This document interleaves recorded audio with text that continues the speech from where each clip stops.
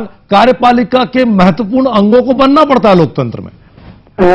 आप सही कह रहे हैं। वास्तव में कार्यपालिका का जो ड्राइविंग इंजन है वो तो राजनीतिक तंत्र ही है, क्योंकि कैबिनेट या मंत्रीगण ही राज्य शासन चलाते हैं और कार्यपालिका के अंग हैं। तो राजनीतिक जो व्यवस्था है, राजनीतिक तंत्र है, वो कार्यपालिक व्यवस्था का एक अंग है। और आज स्थिति ज्यादातर ये हो गई है कि जो सिविल सेवा का अंग है, कार्यपालिका का अंग है, वो वास्तव में राजनीतिक नेतृत्व की तरफ उनके मुख की तरफ देख करके जैसा चाहते हैं उसी तरह के निर्णय लेता है। और इस वजह से ऐसा कोई अप्रिय निर्णय नहीं लेना चाहता जिससे कि कोई विवाद बाद में खड़ा हो। निश्चित रूप से आपकी बात से ये समझ में आ रहा है कि किस हद तक हमारा प्रशासनिक तंत्र लोकतंत्र के रहनुमाओं के आगे मजबूर है।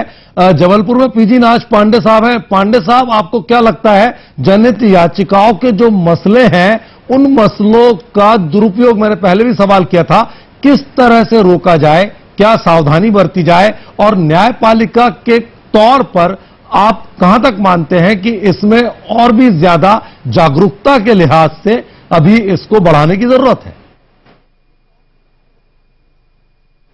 देखिए, अभी जिस सज्जन ने बताया था वो बिल्कुल सही है कि कार्यपालिका ये आजकल नेताओं के इशारों पर काम कर रहे हैं। उसका एक एग्जाम्पल मैं आपको जबलपुर में देता हूं मैं, कि यहां पर जबलपुर में पिछले साल अनिवार्य जलकर लगा दिया गया था, जबकि अनिवार्य जलकर का प्रावधान वो पूरा का पूरा कॉर्पोरेशन एक्ट के तहत में विलोपित कर दिया गया था। लेकिन इसकी तरफ उन्हें किसी ने ध्यान नहीं दिया, नहीं, क्योंकि नेताओं ने उनको इशारा नहीं किया था। और जब जनहित याचिका दायर की इसके बारे में, तब नेताओं का उसमें इशारा है कि भाई ये तो अनिवार्य जलकर लेना गलत है, तब जाकर वहां पर अनिवार्य जलकर कार्यपालिका ने वापस लिया। सर, इसके मेरा सवाल पांडे साहब ये था कि दुरुपयोग कैसे रोका जाए, क्योंकि ये देखने में आ रहा है कि कानून बहुत अच्छे बनते हैं, सुविधाएं दी जाती है, लेकिन लोकतंत्र में उसका भी एक कॉकस, एक गिरोह बन जाता है और कहीं ना कहीं आम हित की जगह स्वहित पहले हो जाता है। इसको कैसे, खुद के हित को कैसे रोका जाएगा?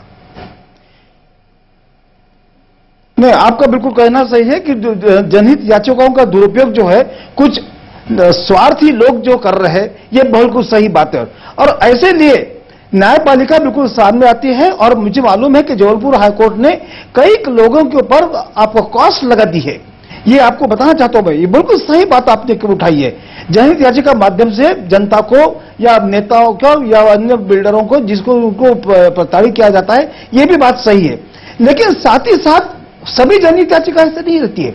कुछ निश्चित तौर पे अगर कुछ अच्छाइयां होती है तो कुछ बुराई भी होती है। रविकांत जी हमारे साथ है, कौशिक जी जो वरिष्ठ पत्रकार हैं छत्तीसगढ़ की राजधानी रायपुर से। कौशिक जी, आपको क्या लगता है, एक नया राज्य आपका है, उस राज्य में अब तक की स्थिति में आप एक पत्रकार की नजर से बताएं कि कार्यपालिका और न्यायपालिका के बीच में क्या इसी तरह का मामला है जैसे दूसरे सूबों में चल रहा है हिंदुस्तान में? बिल्कुल, छत्तीसगढ़ में भी कोई अछूता नहीं है कि वो जो है कार्यपालिका और न्यायपालिका की स्थिति जो दूसरे राज्य में है और देश में है उस प्रकार की ना हो।